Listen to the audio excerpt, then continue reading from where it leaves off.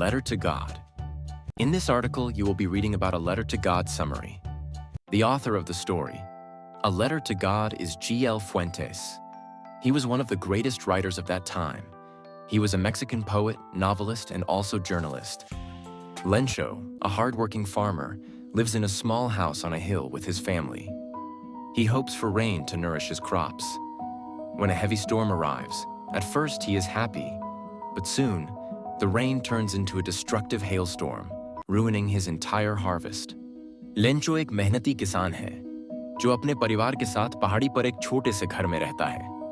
उसे उम्मीद है कि बारिश उसकी फसलों को पोषण देगी।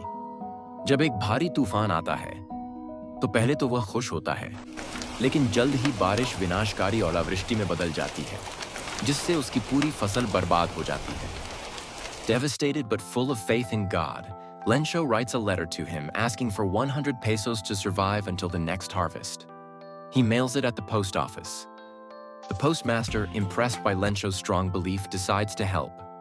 He collects 70 pesos from his colleagues and sends it to Lencho, signing it as God. हताश लेकिन ईश्वर में पूर्ण आस्था के साथ, लेंचो ईश्वर को एक पत्र लिखता है, जिसमें अगली फसल तक जीवित रहने के लिए 100 पेसो की मांग करता है। वह इसे डाकघर में भेजता है। लेंचो के दृढ़ विश्वास से प्रभावित होकर पोस्टमास्टर मदद करने का फैसला करता है। वह अपने सहकर्मियों से 70 पेसो इकट्ठा करता है और इसे लेंचो को भेजता है। इस पर ईश्वर के रूप में हस्ताक्षर करता है।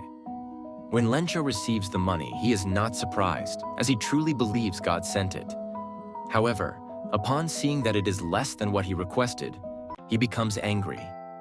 He writes another letter to God, asking for the rest of the money, but also warning him not to send it through the post office, as he thinks the postal workers are thieves. Lencho को पैसे मिलते हैं तो वह हैरान नहीं होता, क्योंकि उसे सच में लगता है कि भगवान ने उसे भेजा है। हालांकि जब उसे पता चलता है कि यह उससे कम है जो उसने मांगा था, तो वह क्रोधित हो जाता है।